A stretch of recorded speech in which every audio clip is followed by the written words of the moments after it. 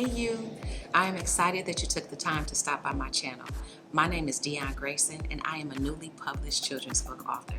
Like you, I had a desire to publish children's books with absolutely no experience. I started this journey not knowing anything about publishing a children's book. I published a short chapter book, but publishing a children's book is a completely different situation.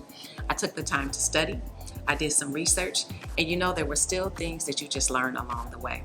I want to share with you, my partners in the desire to publish children's books, things to think about before you publish your first book. You can make some costly mistakes when publishing a children's book. I want to share some tips with you so that you will hopefully save some time, money, and mental anguish along your journey.